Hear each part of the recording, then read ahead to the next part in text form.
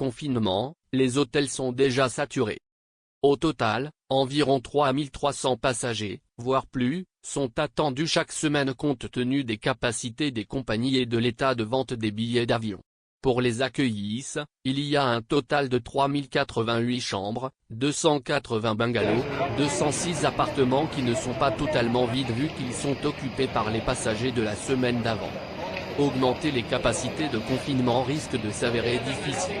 Les hôtels misent sur la saison estivale qui arrive pour tenter de relancer leur activité, au point mort depuis plus d'une année. Accueillir des passagers confinés en plein été n'est pas rentable au regard du prix dérisoire appliqué, 33 000 dinars pour 5 jours, test Covid-19 inclus. Algériens venant de l'étranger, vers l'annulation du confinement obligatoire.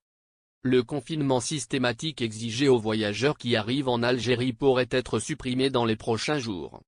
La question est actuellement à l'étude au sein du Conseil scientifique du suivi et de l'évolution de la pandémie.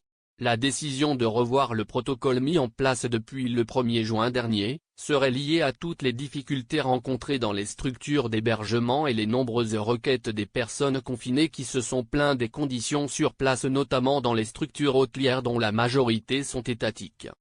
Avertissement. Ces hôtels, qui sont aujourd'hui selon certaines sources, saturés, ne peuvent plus répondre à la demande. Ce qui risque de se compliquer dans les prochains mois avec l'arrivée de plus de personnes notamment les immigrés souhaitant rentrer au pays. La mobilisation des équipes médicales pour un suivi continu des personnes confinées avec PCR négative n'est plus possible vu que la charge de travail est très importante au sein des structures de santé vu l'augmentation du nombre de cas de Covid-19. Les dépenses engagées dans ce programme sont très importantes pour le trésor public notamment avec la prise en charge gratuite pour les étudiants et les personnes à faible revenu. Les conditions d'entrée en Algérie seront donc allégées avons-nous appris.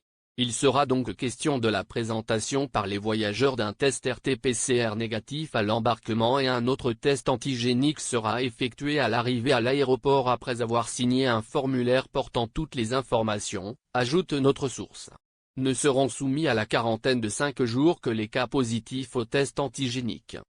À noter que depuis le 1er juin, 2 cas testés positifs au Covid-19 ont été détectés chez des voyageurs rentrés en Algérie.